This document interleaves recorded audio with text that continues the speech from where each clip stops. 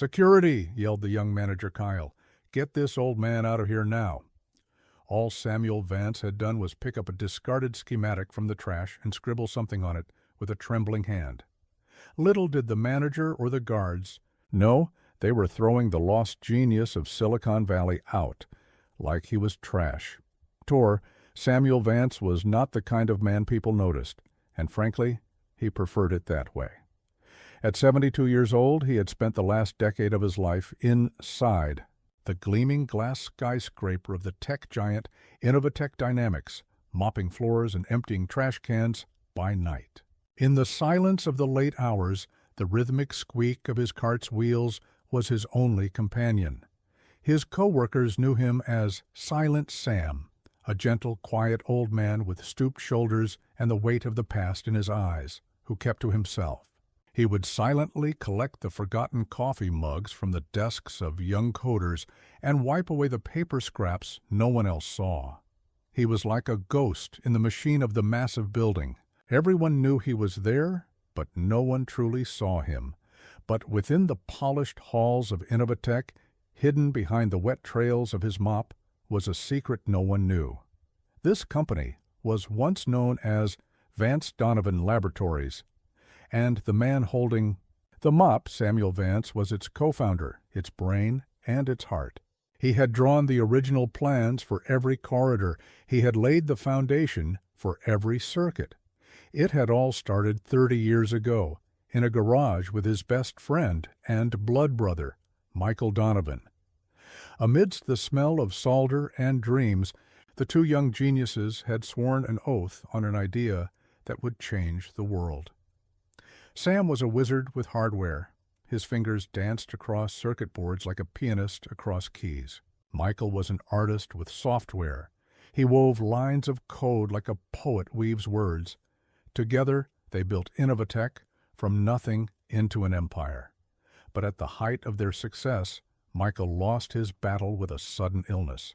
Sam never forgot the helplessness of watching his friend take his last breath in a cold hospital room.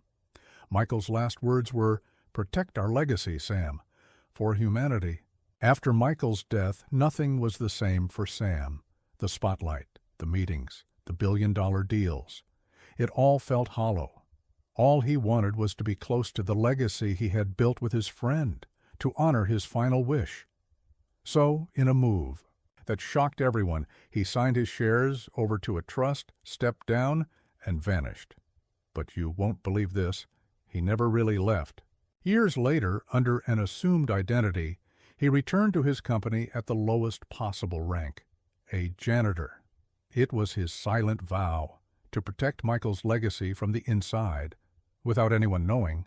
But in recent years, the company had changed, dangerously. Michael's vision of technology for humanity had been replaced by a lust for profits for shareholders. The new generation of executives were the ruthless wolves of Silicon Valley. One of them was Kyle Jennings, a man with an expensive watch, a sharp smile, and respect for no one but himself. To Kyle, Sam was just a slow-moving obstacle in the hallway, an invisible piece of furniture. That night, everything changed. As Sam was cleaning the executive offices on the 38th floor, he felt an unusual weight in the trash can in Kyle's office. Inside was a crumpled-up roll of paper. He unrolled it, and his breath caught.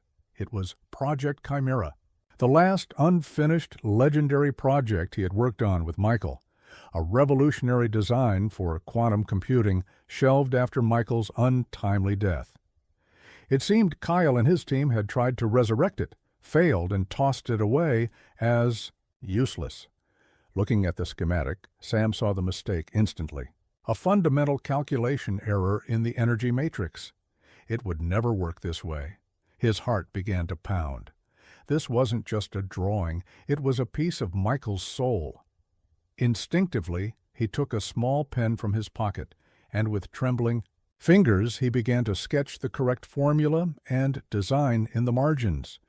His fingers ached, but his mind was sharper than it had been in years. The genius that had laid dormant had awoken, and it was at this exact moment that everything changed. The door swung open suddenly and silently. "What do you think you're doing?" Kyle's voice cracked like a whip. He had seen Sam holding the company's most classified project with a pen in his hand. His eyes burned with pure rage and contempt. Sammy jumped. There was a mistake. I was fixing it," he stammered, his voice sounding weak, as if from years of disuse. Kyle let out a mocking laugh that echoed off the office's glass walls. "A mistake? What would a janitor like you know about design? Your hands are for holding a mop, not a pen." He snatched the drawing from Sam's hand. "This is unauthorized handling of company property and industrial espionage. You're a thief." Sam's eyes welled up. "No, I was just trying to help." But Kyle wasn't listening. He slammed his hand on the intercom button. "Security!" he yelled. "To the 38th floor, immediately. Get this old man out of here, now. And make sure he never sets foot in this building again." As the two large security guards took Sam by the arms, no one in the high-tech plaza helped him. As he was marched through the hall, young employees hid behind their computer screens, lowering their heads, watching and whispering. He was being thrown out of the company he founded like a criminal. As he was pushed out into the cold night air, he saw the reflection of the skyscraper he had built in the glass doors shutting behind him. He hadn't seen the biggest surprise yet. The men who threw him out were actually sealing their own fate. The next morning, a sense of panic was a palpable thing in the 40th floor boardroom at Innovatech Dynamics. Project Chimera had failed, and their biggest competitor was about to announce a similar technology. The company was on the brink of a multi-billion-dollar catastrophe. The chairwoman of the board, Samuel Vance, Michael's widow and the company's largest shareholder, sat at the head of the table. "Kyle," she said, her voice firm, "explain to us why the project isn't working." Kyle, confident as ever, began his presentation using technical jargon to shift the blame. "There was a fundamental flaw in the original design," he lied. "Vance and Donovan's old project was flawed from the start. It was a waste of time." Eleanor's eyes narrowed. "That's impossible," she whispered. "Michael would never make a mistake like that." But the real shock was yet to come. As the boardroom's massive walnut doors opened, the doors opened slowly, and everyone in the room held their breath at the sight of the person who walked in.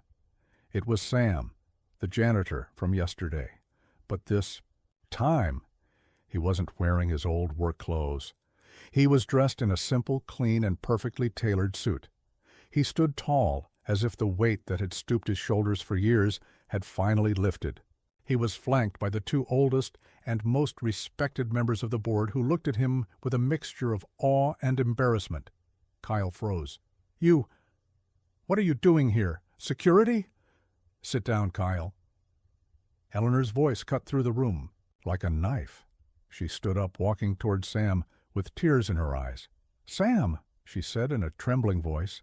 "You came back," Kyle stammered in confusion. "Sam?